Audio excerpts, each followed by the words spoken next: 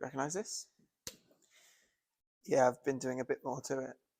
It's like a Frankenstein's mallet at this point. I've hacked it apart, chopped it, changed it, tested on it.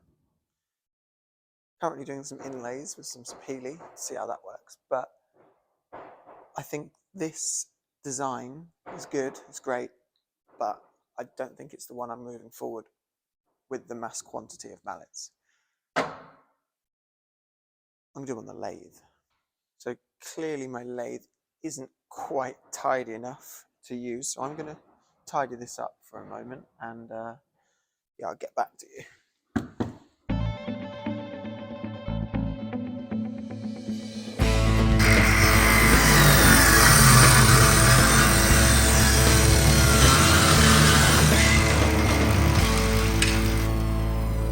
Yes, I've got to turn the dust extraction on. Don't have a go.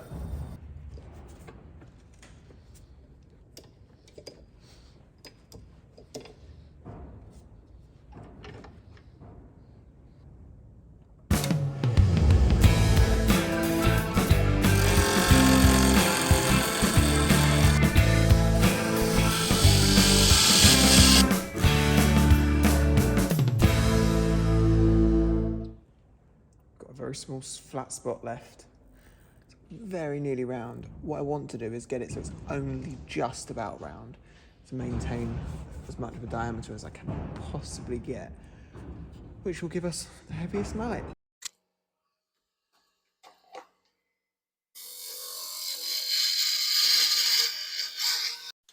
So I have another block, but what I'm going to do is I'm going to drill it, then mount it on the lathe, just to see which way works better. I know that drilling a square piece will be easier, but it all depends on if I can mount it centrally on the lathe. Otherwise, the handle will be offset. Let's give it a go.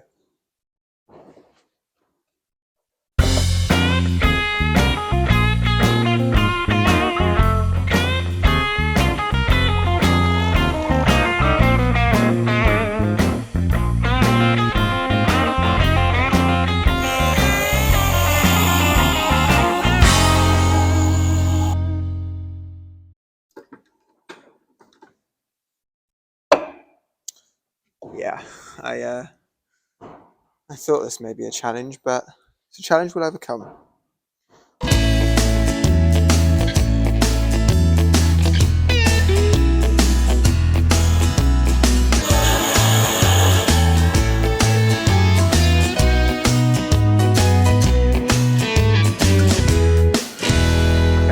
Absolutely better to drill it square.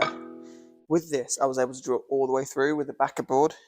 With this being cylindrical, the sides of the Forstner bit wanted to come out of unsupported material, and I managed to get minimal chip out because it's a new bit, but yeah, definitely more accurate doing it square.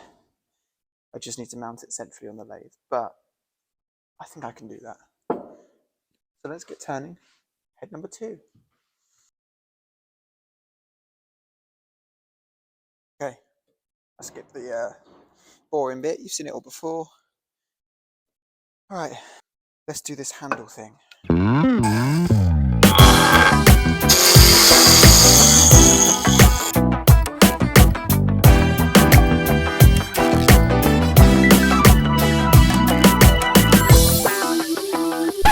Oh, I got it stuck. Oh my, there we go.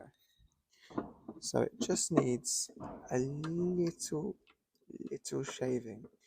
But what I'll do is, because I know it fits, I'll shape a little bit of the transition while I'm at it. Why not? Let's just shape the whole handle.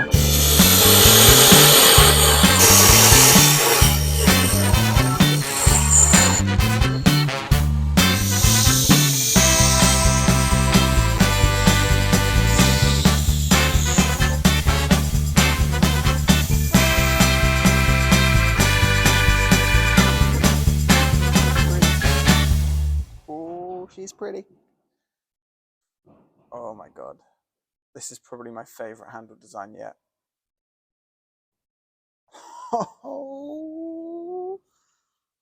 Oh, Jacob, you've outdone yourself.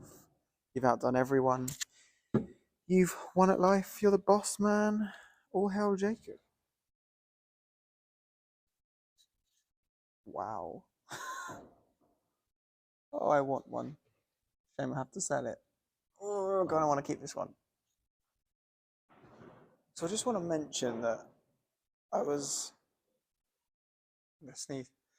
I just want to mention that I was sort of inspired for this handle by looking at this hammer.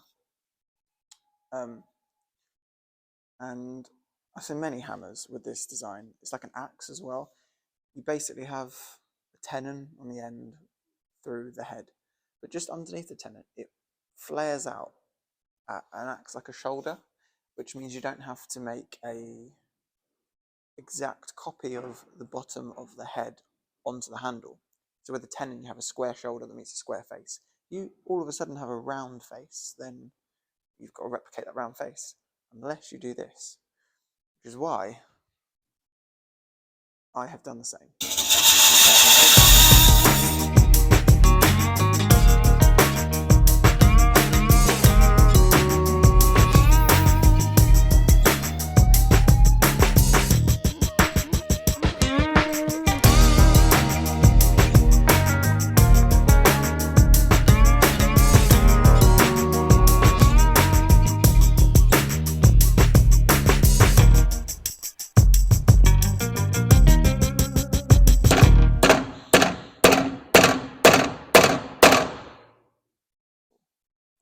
Let's get it really cleaned up and finished. I want to see this.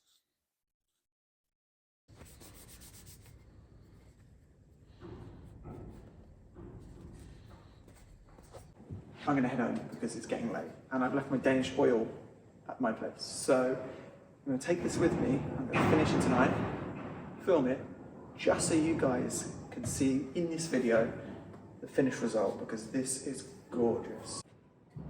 Let's get this finished. So here we are, back at my home, ready to put the finish on this beauty.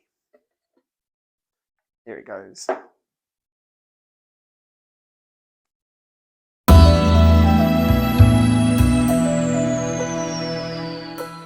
Oh, that's gorgeous. I've got to get a close-up of that.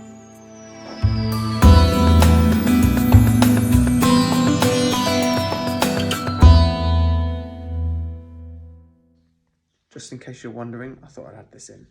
This is what I was doing to the original mallet at the beginning of the video. What do you reckon? Yeah, it looks pretty good. Here's some artistic shots. I know you love it.